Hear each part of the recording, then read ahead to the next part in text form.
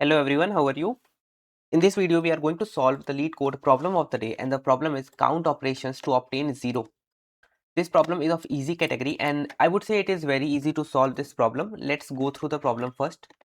So in this problem, the given input is two numbers, num1 and num2. We need to find the output as the number of operations which is required to make either num1 as 0 or num2 as 0. If one of the number goes to 0 at any time, we are done, and then we have to find out how many operations it took to make any of this number as 0. Now what is the operation we need to do? It's very simple. The thing is, if you are given two numbers, right, you just have to subtract one of the number from the other. So right now we have num2 as 3, num1 as 2, right? So here num2 is more than num1. In this case, you will have to subtract num1 from num2. So this num2 will be equal to 3 minus 2. So this will become 1. Let me actually draw this. So this is now 1. At this point, we have performed total 1 operation, right? This is the number of operation we have performed as of now. Now num1 is 2, num2 is 1, right? Now num2 is less than num1. So now you have to perform the opposite operation, that is the num1 will change. You have to say num1 will be equal to num1 minus num2. So 2 minus 1, this will become 1, right? So this is now 1. At this point, we have performed total 2 operations. Now my num1 is 1, num2 is 1. We have to make one of the number equal to 0, right? Since both of them are equal, you can perform any operation. You can either say num1 is equal to num1 minus num2, or you can say num2 is equal to num2 minus num1. Both will be same. Let's say that you say num1 will be equal to num1 minus num2. So this 1 will become 0 because 1 minus 1 will be 0, right? So let me draw this. This will become 0, and now we have performed total 3 operations. After performing 3 operations, we have num1 as 0, num2 as 1. So we can say the number of operations we have performed is 3. That's the output because we have the num1 as 0, right? That's our target. Make any of the number equal to 0. Similarly, let's say for this particular input, when both of the numbers are same, the output is going to be 1. Because when both of the numbers are same, we just need one more operation to make one of the number equal to 0. We can say num1 is equal to num1 minus num2. So this will be 10 minus 10, which is equal to 0, right? So we perform one operation. So this is actually a very simple operation and simple question. You can just simulate what the question is saying, and the solution is going to be looking something like this. It's very simple to understand. As of now, if the given num1 is equal to 0 or the num2 is equal to 0 at any time, it means your num1 or num2 is 0 and you don't need to perform any operation. You can return 0. No operation required. But if both of the numbers are equal and none of the numbers are 0, this condition will only come when this condition is false, right? So if both of the numbers are more than 0 and equal, then we can return 1, because if both of the numbers are equal, we just need to perform one operation. Otherwise, if the num1 is more than or even equal to num2, we can say we are going to return 1. This 1 is because we are performing one operation. 1 plus, let's call this function again. So self.count operation again we are going to call. But since num1 was more, we would say now our num1 is num1 minus num2. Num2 will remain the same. Otherwise, if this condition is false, we can say return, we performed one operation and then we call the function again. We are using recursion here. We call the function again. This time num1 is going to remain the same because num1 is less, and now num2 will change. Num2 will be equal to num2 minus num1.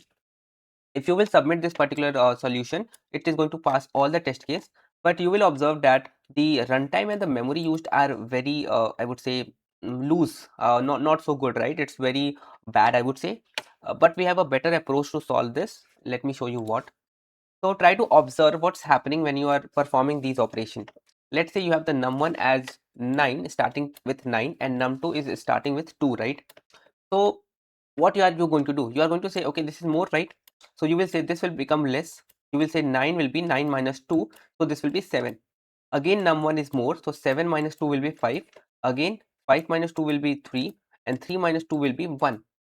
So after performing total 1, 2, 3, 4. After performing 4 operations, you got to know that now num1 is less, right? Once num1 is less, you will say that you will perform the opposite operation. You will reduce from num2. This will be from 2 to 1, right? Now both are equal. So you will say, okay, 1 and 1 both are equal. So now since they are equal, the total number of more operations required is 1. You can just say 1 minus 1 is 0. But you can just solve this in a better way. Instead of doing subtraction, try to observe this case. Let me actually draw this from this point to this particular point. Try to observe this. In this particular scenario, you can say that you are performing 1, 2, 3, 4 operation, and every time you are doing the same thing: 9 minus 2, 7 minus 2, 5 minus 2, 3 minus 2, right? Instead of actually doing the subtraction, you can do division here. Let me show you how. Let's say you have 9, right? You start with 9. If you divide 9 with 2, this will be equal to 4, right? Try to observe how many operations we took from going to 9 to 1. We took total 4 operations: 1, 2, 3, 4. After performing 4 operations, I am sure that now my number, whatever is my number, this number will be less than num2. If you say 9 divided by 2, you are going to get the total number of operations you need. And then if you say 9 mod 2, this will be equal to 1, right?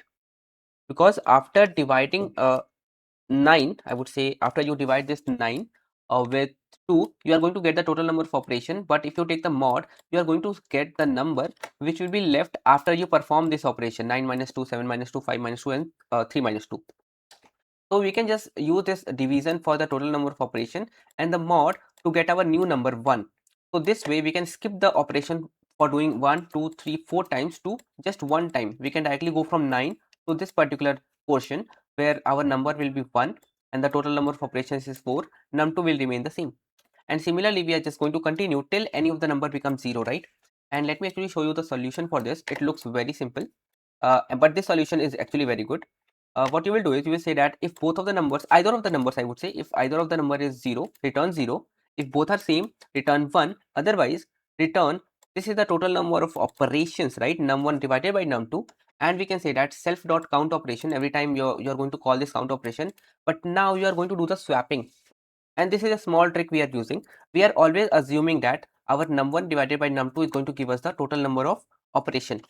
So we can say that if this is going to give the total number of operation, let's keep the num1 as the bigger number, num2 as the smaller number, right? And then we can say self.count operation. Now since after performing this, num2 is going to be our bigger number, right? This 2 is our bigger number.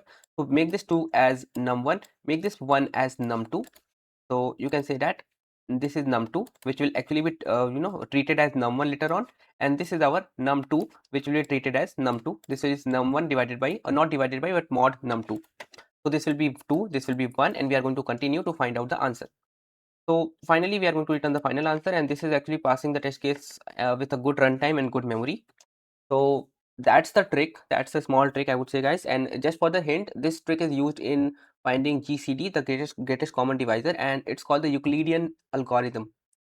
So that's it for this video. I think this was a pretty simple question. If you have any doubts regarding this particular approach, just let me know in the comment box and I will tell you what's the solution of your doubt. For this video right now, we are good. That's it, done. Please make sure that you like the video if it helps you in any way, and subscribe to the channel as well if you have not done so. And I will see you guys in the next video. Thank you for watching this one, guys.